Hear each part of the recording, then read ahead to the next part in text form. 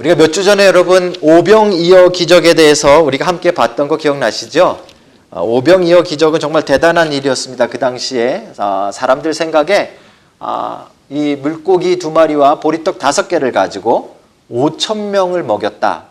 실제로 여자와 아이들까지 하면 뭐 15,000명, 2만 명을 먹인 것인데, 그런 분이 당신들의 왕이 되면, 자신들의 왕이 되면 뭐 모든 문제 다 게임 끝이죠. 그죠? 다 잘 먹고 잘 살겠다 하는 생각들을 했을 것입니다. 그만큼 그 기적은 그 당시에 굉장히 중요한 기적입니다. 그런데 성경의 기록을 잘 보시면 우리가 오병이어의 기적 가운데서 놓치는 한 부분이 있습니다. 그냥 가볍게 넘어가는 부분이 있는데요.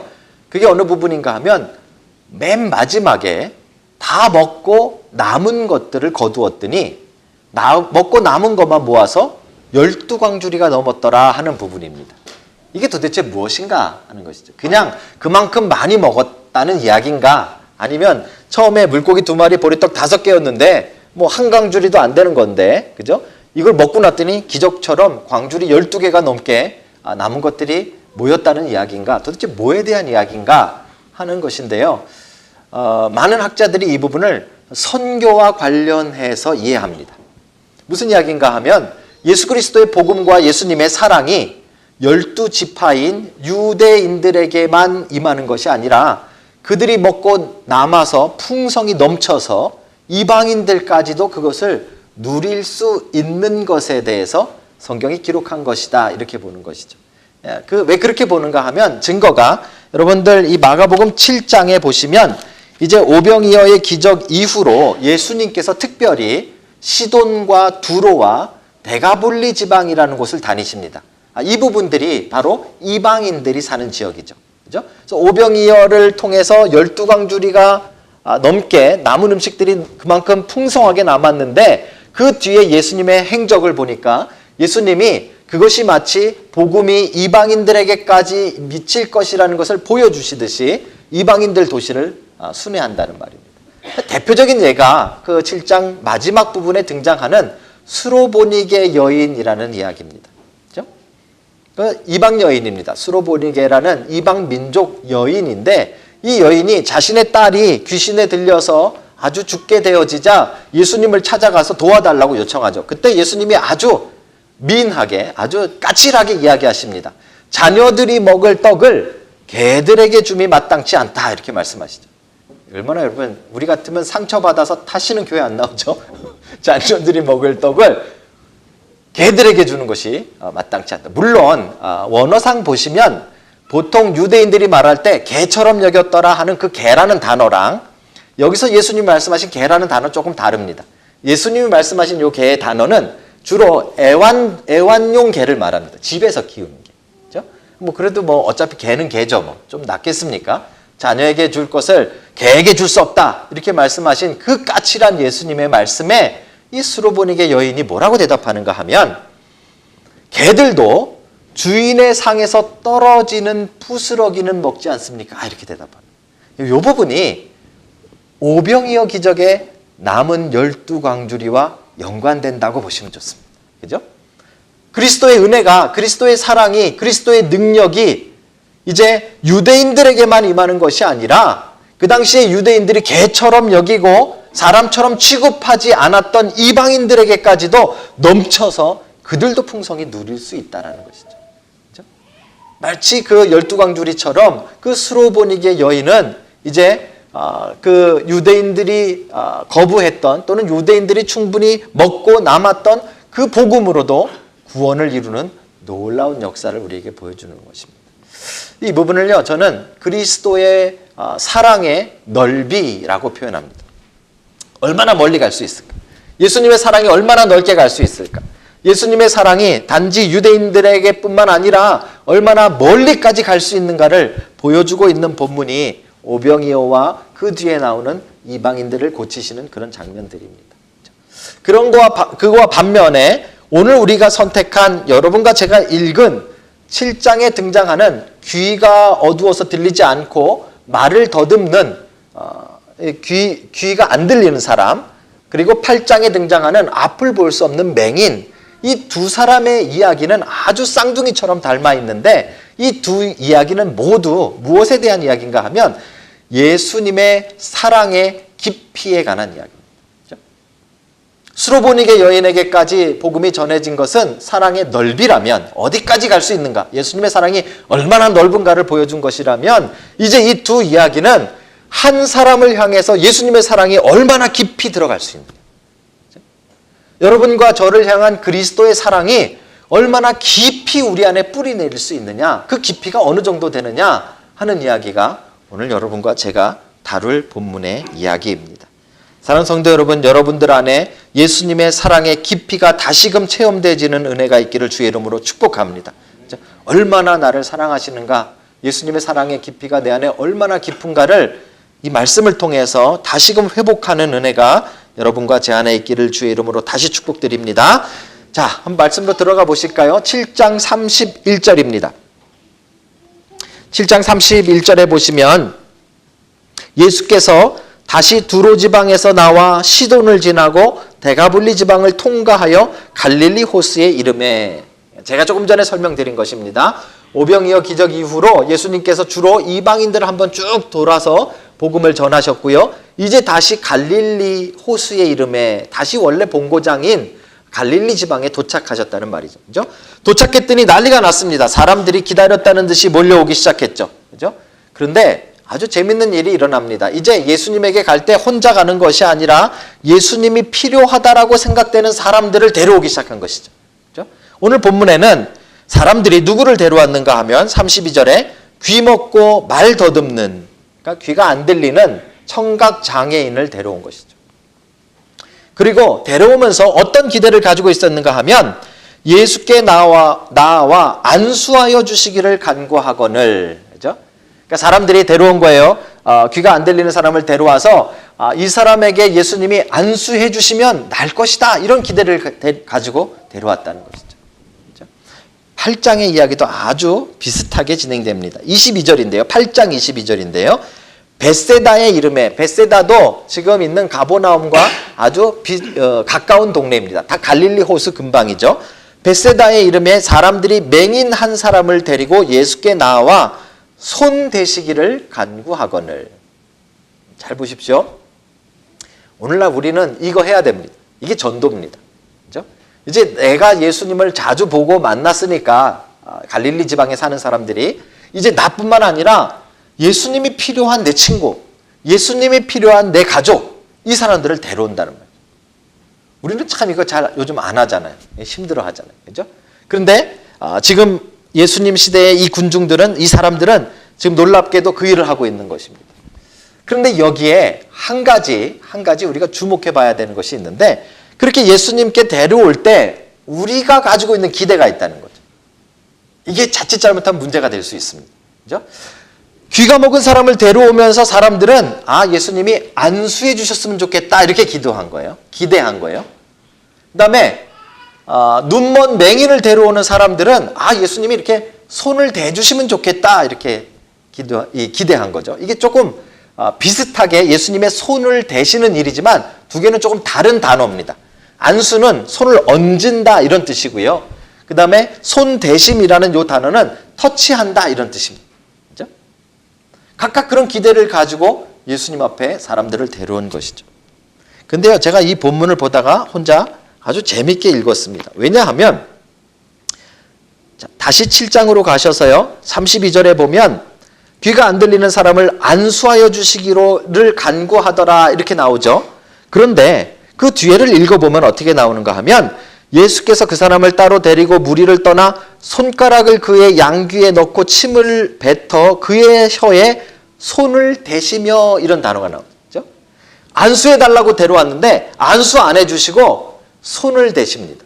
이 손댄다는 단어 아까 8장에 나왔던 단어예요. 오히려 8장으로 가보시면요, 8장 23절에 보시면 22절에 보시면 예수께 나와 손 대시기를 구하매, 이게 앞이 안 보이는 사람에게 손으로 이렇게 터치해 주시기를 바랬어요, 사람들이. 그런데 실제로 예수님은 23절에 마지막에 보시면 그에게 안수하시고, 이렇게 나오죠. 그죠? 이게 뭘까요? 여러분, 예수님의 사랑에 대해서 이야기할 때, 그 사랑의 깊이에 대해서 이야기할 때 우리가 먼저 생각해야 될 것은 우리가 기대하고 우리가 생각한 것과 좀 다른 방식으로 예수님이 그 사랑을 베풀 수 있다는 것입니다. 그렇죠? 우리는 장사가 잘 되면 예수님이 날 사랑하는 거라고 생각하죠? 그렇지 않을 수 있다는 것이죠. 그렇죠? 우리는 늘 건강하면 예수님이 날 사랑하는 거라고 생각하죠? 그렇지 않을 수 있다는 말입니다. 우리가 생각하는 것과 예수님의 사랑은 다른 모습으로 올 수 있다는 것이죠. 그렇죠? 그런데도 우리는 판단하지 않습니까? 아, 저 사람은 몸이 아프니까 신앙이 좀 안 좋은가 보다. 그렇죠? 목사인데 기침하네? 좀 죄가 많은 목사인가? 우리 이렇게 판단하지 않습니까? 제가 대학 다닐 때 이 비유를 좀 제가 자주 말씀드리는데 대학 다닐 때가 제가 신앙이 제일 좋았던 것 같습니다. 지금보다. 그때는 정말 전도 열심히 하려고 애를 썼어요. 그런 기독학생회 활동을 했는데요.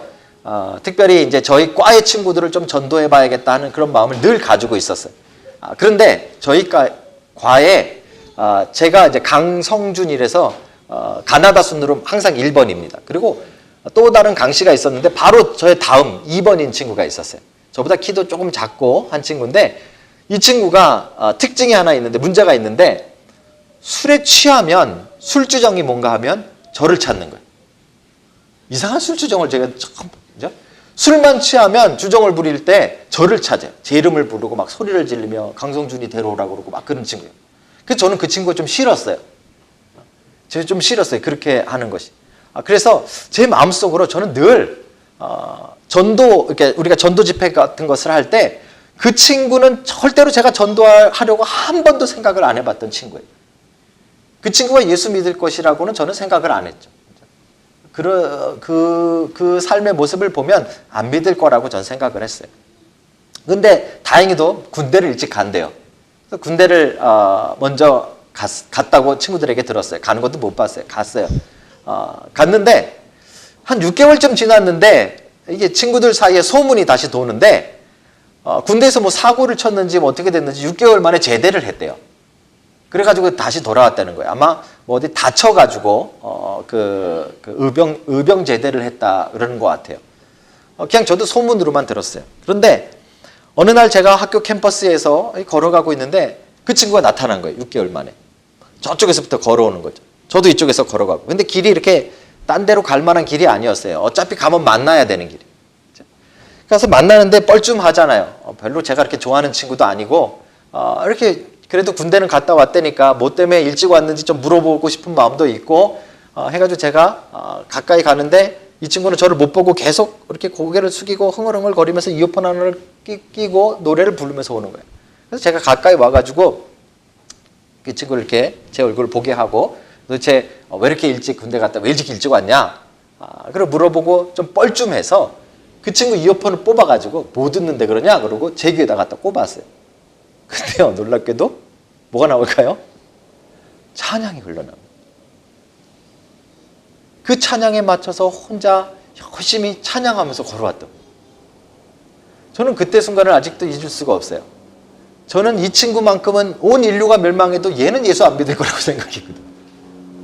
다 믿어도 얘는 안 믿을 거라고 생각했는데 얘가 제일 먼저 믿더라고요. 그죠? 여러분, 예수님의 사랑은 우리에게 올 때 사람들의 생각과 사람들의 판단과 사람들의 기대와 다르게 올 때 많습니다. 그죠? 우리가 기대한 거와도 다를 때가 많습니다. 우리는 하나님 앞에 나와서 이런 축복 달라고, 이런 은혜 달라고, 이런 사랑 달라고 많이 외치지만 하나님은 그렇게 우리가 원하는 방식이 아닌 것으로 주실 때가 많다는 거죠. 그래서 예수님의 사랑은 우리가 판단하거나 측량할 수 없습니다. 여러분, 예수님의 사랑은 측량할 수 없다는 사실을 여러분 기억하시고 그 사랑이 우리가 그 사랑을 판단하는 죄악을 범치 아니하시길 주님의 이름으로 축복합니다. 그렇죠? 누구를 향해서도 어떤 상황을 향해서도 어떤 사람을 향해서도 우리 주님의 사랑의 깊이는 전달되어질 수 있고요. 그 사람을 변화시킬 수 있다는 사실을 여러분 다시 한번 기억하시길 주님의 이름으로 축복합니다. 자, 그러면 그 사랑이 어떤 것인가? 이제 그 특징을 실제적으로 보시겠는데요. 7장 33절입니다. 예수께서 그 사람을 따로 데리고 무리를 떠나 이렇게 표현되어져 있죠. 우리는 주목해서 봐야 될 것이 이 사람이 지금 사람들 손에 이끌려서 왔다라는 사실입니다. 그러니까 아마 자기가 자원해서 찾아온 바디메오라든지 몇몇 사람들과는 조금 다른 케이스일 수 있습니다. 이 사람은 자기가 원했는지 안 원했는지 정확히 알 수 없지만 사람들 손에 이끌려 온 것으로 봐서 그렇게 자원하는 믿음이 강하지 않았을 수도 있다는 것이죠. 그죠? 근데 주님께서 그 사람을 사람들과 떨어뜨려서 따로 데리고 무리를 떠나셔서 치유하시기 시작했다는 사실입니다. 똑같은 일이 우리 8장에서도 이루어집니다. 그죠? 8장 23절에 보시면 예수께서 맹인의 손을 붙잡으시고 마을 밖으로 데리고 나가사 이렇게 기억되어 있죠. 여러분, 예수님의 사랑이 얼마나 우리 가운데 크고 우리에게 깊게 다가오는가를 이야기할 때 놀라운 사실이 있습니다. 예수님의 사랑을 제대로 체험해 본 사람이라면 정말 예수님이 온 세상 가운데 나만 사랑하시는 것 같이 체험합니다. 그렇죠? 그래서 우리가 실수하기 좋아요. 그래서 나만 사랑하니까 저 사람은 안 사랑한다라고 착각할 수가 참 많습니다. 그런데 예수님은 한 사람 한 사람을 향해서 다 이렇게 사랑하세요. 그렇죠? 나만 사랑하시듯이. 그래서 지금 귀가 들리지 않는 그 청각 장애인도 예수님께서 사람들을 떠나서 조용한 곳에 그 사람에게만 집중해서 그 사람만 바라보고 그 사람만 치유하고 그 사람만 사랑하는 모습으로 데리고 가시는 거죠. 그렇죠? 지금 앞을 볼 수 없는 맹인도 똑같습니다. 예수님께서 그 손을 붙잡고 마을 밖으로 나가서 사람들이 없는 곳에서 오직 그 사람만을 집중해서 그 사랑을 전달하고 계시는 거예요. 그래서 예수님의 사랑은 오직 나만 사랑하시는 것 같은, 온 세상과 바꾸어서 나만 사랑하시는 것 같은 그런 사랑으로 여러분과 저에게 베풀어진다는 사실입니다. 어떤 선교사님이 미국에서 한국에 오신 선교사님인데요. 선교를 막 이제 열심히 시작을 했는데 한국 전쟁이 터진 거예요. 6.25가 터진 거죠. 그렇죠? 그래서 이제 본국에서 급하게 선교사들을 다 불러들였습니다. 이 선교사님도 좀 버티다가 아마 일사후 때쯤 된 것 같아요. 겨울이었는데 이제 어쩔 수 없이 이제 다 정리하고 본국으로 돌아가야 되는 그런 상황이 됐습니다. 미국 분이신데요. 이분이 그래서 새벽에 일찍 일어나서 새벽 기도하는 시간에 마음도 착잡하고 한국에 대한 그 사랑과 한국에 대한 그리움 이런 것들을 생각하시면서 잠시 묵상을 하려고 이 대문을 열고 밖으로 나갔어요. 집 앞에 개울이 흐르고 있었는데요. 그 개울 옆으로 이렇게 한참 걸어가고 있는데 다리 밑에서 이상한 소리가 들립니다. 고양이 울음소리 같은 것이 들리더래요. 그래서 이 선교사님이 그 눈이 쌓인 이 비탈을 내려서 그 다리 밑을 가봤어요. 그랬더니 그 다리 밑에 끔찍한 장면이 하나. 어떤 여자분이 옷을 하나도 안 입고 눈 위에 누워서 죽어 있는 거예요. 막 달려가서 봤더니요. 이 자기의 옷을 다 벗어서 아기를 막 싸가지고 그 아기를 품에 안고 여자가 이 동사한 거죠. 얼어서 죽은 거예요. 근데 아기가 살아남은 거예요. 그래가지고 아기 소리가 희미하게 들린 거예요. 너무 이 충격을 받아서 이 선교사님이 너무 마음도 아프고 해서 그 여인을 잘 장례를 치러주고 무덤을 만들어서 잘 그 시신을 안치하고 그리고 이 아기를 너무 이 사랑스러운 아기지 않습니까? 그래서 이 아기를 데리고 미국으로 돌아가셨어요. 그래서 자기의 자녀처럼 입양해서 키운 거죠. 근데 아이가 청소년이 되니까 아이가 이제 문제가 생긴 거예요. 자기 엄마 아빠는 백인인데 자기는 동양인인 거예요. 애가 자기 정체성에 대해서 갈등하기 시작해요. 그래서 아빠한테 도대체 나는 어떻게 왔냐, 어디서 왔냐, 나는 도대체 누구냐 자꾸 물어보는 거죠. 그래서 이 선교사님이 이제 얘도 알아들을 때가 됐다 싶어서 청소년쯤 됐으니까 이 아이를 앉혀놓고 그날 있었던 이야기를 다 해줬답니다. 사실은 내가 한국에 선교사로 갔을 때 이러이러했고 그 눈 오는 날 아침에 이제 마지막 정리하고 오기 바로 직전에 며칠 전에 너를 이러이러한 상태로 발견했다. 그랬더니 아이가 아무 말 안 하고 고개를 숙이고 말을 안 하더래요. 그랬더니 얼마 뒤에 자기 선교사 아버지에게 한국을 가보고 싶다고 요청하더래요. 그리고 그 엄마 무덤에 좀 데려다 달라 그러더래요. 그래서 이 선교사님이 그 오래된 일이니까 그대로 있을까 찾고 찾아가지고 갔더니 정말 그 무덤이 그대로 남아있더래요. 그래서 그 엄마 무덤에 이 백인 이 선교사님과 이 동양인 양아들이 같이 간 거예요. 그래서 갔는데 도착하니까 갑자기 아이가, 그때도 겨울이었는데 그 아이를 발견한 그때쯤 되는 겨울이었는데 옷을 벗기 시작하더래요. 막. 그러더니 자기 옷을 막 엄마 무덤에다 얹어주더래요. 그러면서 막 울면서 엄마 그날 너무 추웠죠?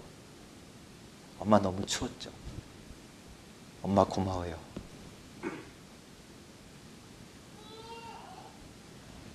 그 엄마에게는 자기 생명보다도 이 아이 하나가 더 소중했던 거죠. 자기 옷을 다 벗어서 자기가 얼어 죽고 수치스럽게 죽는 한이 있더라도 이 아이만큼은 살려보고 싶었던 거죠. 전적으로 그 아이만 생각하고 전적으로 그 아이만 위하고 전적으로 그 아이에게 쏟아부었던 것이 그 엄마의 사랑이죠. 근데 여러분, 예수님의 사랑을 만나면 이 사랑을 이해할 수 있습니다. 예수님은요, 십자가에 달려 돌아가시고서는 이거 믿을 사람 대충 믿을 사람들 구원받고 안 믿을 애들은 이쪽에 와서 구원 못 받고 그런 식이 아니에요. 우리는 참 착각해요.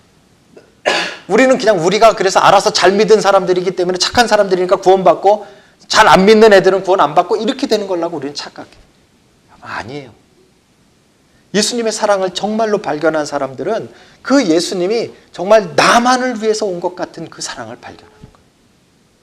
옛날에 어떤 CCM 앨범에서 이런 나레이션이 있었어요. 온 인류가 다 죽고 나 혼자만 이 땅에 남아있다면 그래도 예수님이 이 땅에 오셔서 나를 위해 십자가를 지고 돌아가셨을까요? 네. 네, 맞아요. 예수님의 사랑은 그냥 상품화된 것처럼 골라 잡을 수 있는 그런 사랑이 아니라 예수님의 사랑은 그 사람 하나가 전부인 것처럼 쏟아부으신 사랑. 수많은 사람들이 데려온 맹인이었지만 수많은 사람들이 데려온 이 청각장애인이었지만 예수님은 사람들을 다 제끼고 그 사람만 데리고 가서 그 사람 얼굴만 바라보고 그 사람만 치유하고 그 사람만 회복하고 그 사람만 사랑하시는 것이 예수님의 사랑이라. 이게 예수님 사랑의 깊이입니다. 사랑하는 성도 여러분, 이 사랑을 여러분 잃어버리셨습니까? 되찾는 여러분 되시길 주의 이름으로 축복합니다. 그러나 대충 믿는 게 아니잖아요. 예수님이 우리를 사랑하신 사랑은 그 엄마가 자기 것을 다 주고 살려낸 그 생명처럼 여러분과 저 하나를 그렇게 여겨서 살리셨다는 생각을 잊지 않는 여러분 되시길 주의 이름으로 축복합니다. 마지막으로요, 예수님의 사랑 얼마나 깊이가 있는가 하는 이야기를 보려면 오늘 7장에 어떻게 고치셨는가 하는 것을 한번 보셨으면 좋겠어요. 아주 재미있게 고치십니다. 33절에 다시 한번 읽어드릴게요.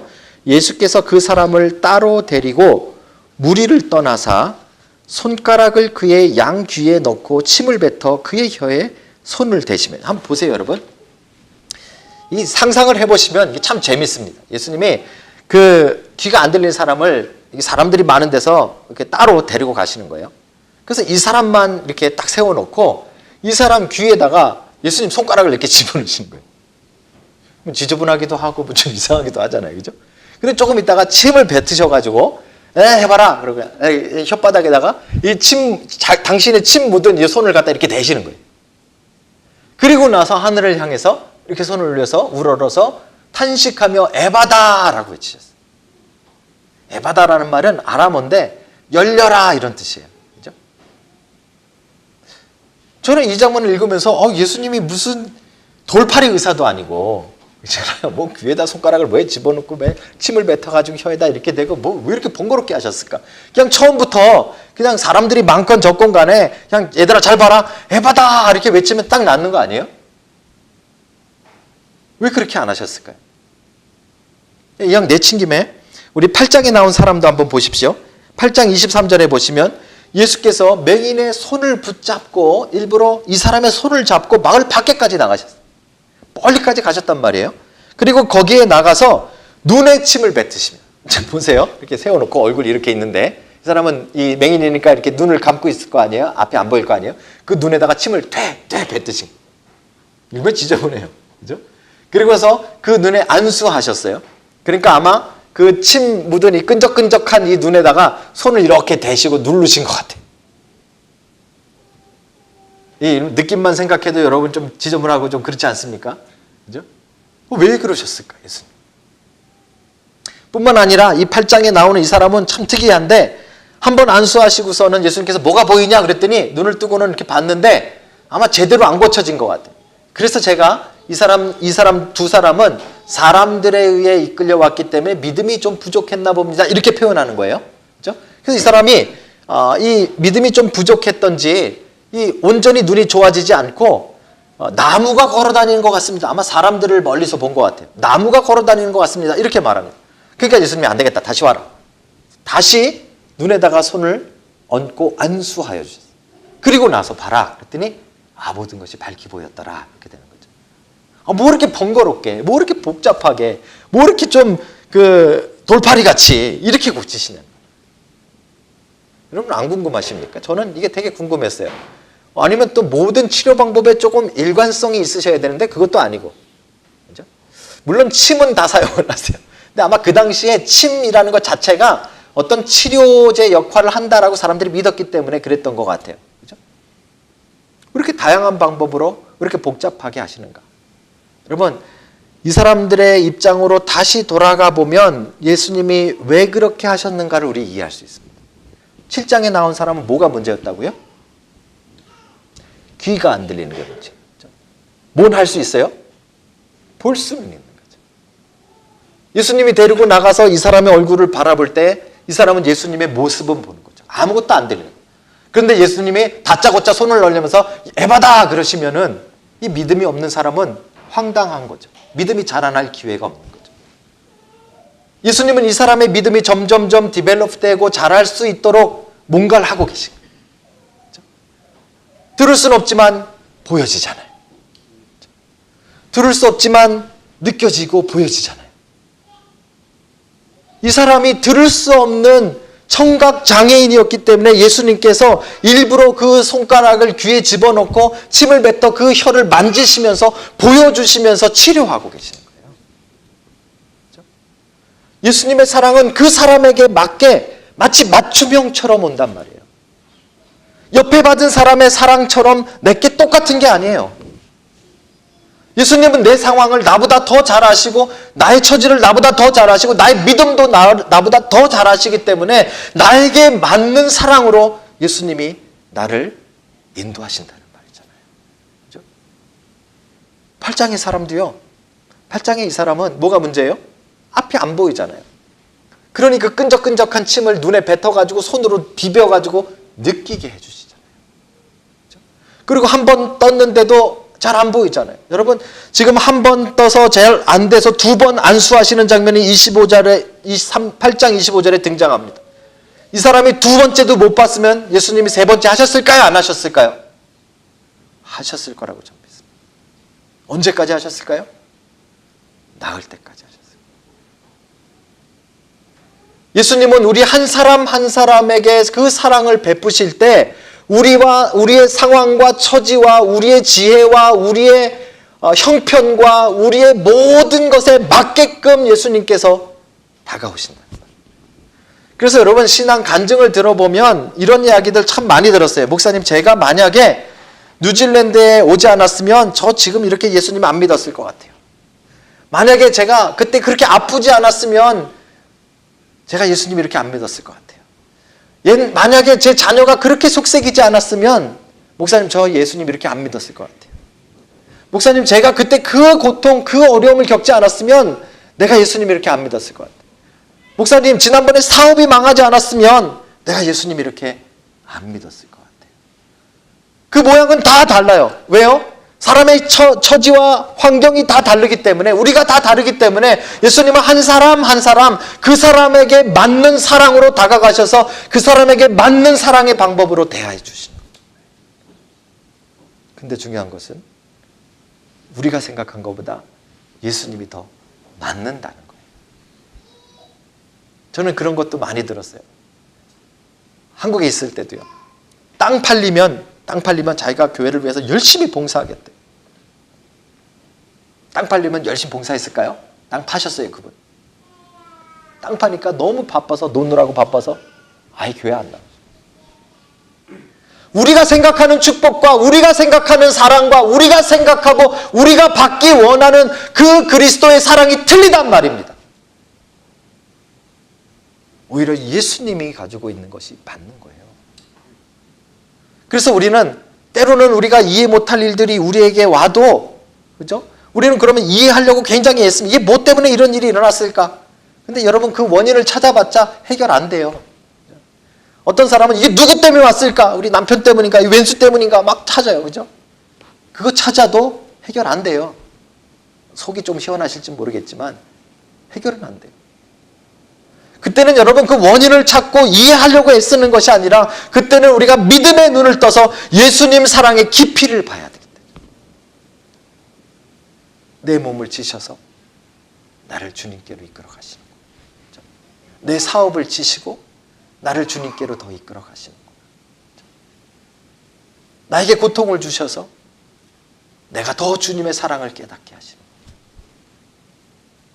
여러분, 그 맞춤형인 그리스도의 사랑의 깊이를 발견하는 여러분 되시길 주님의 이름으로 축복합니다. 오늘 이 두 가지의 이야기는 아주 닮아 있습니다. 두 사람 다 문제가 있는 사람입니다. 두 사람 다 본인이 스스로가 아니라 다른 사람에 의해서 예수님 앞에 나온 사람입니다. 어떻게 보면 억지로 나온 사람일지도 모르겠어요. 그렇죠? 때로는 우리가 교회 나올 때 와이프 때문에 어쩔 수 없이 나오는 남자분들 참 많으세요. 근데 놀라운 사실은 그런 사람도 예수님은 마치 그 사람이 전부인 것처럼 사랑하신다. 손을 잡고 마을 밖으로 따로 데려가셔서 그 사람만 바라보면서 그 사람을 치유하셨던 예수님께서 오늘 여러분과 저의 손을 붙잡고 우리의 얼굴을 바라보며 우리에게 맞는 우리만이 알아들을 수 있는 그 사랑으로 대해 주시길 주님의 이름으로 축복합니다. 그 사랑을 회복하고 그 사랑 가운데 거하시는 믿음의 자녀들이 다 되어지시길 주의 이름으로 축복합니다. 기도하시겠습니다.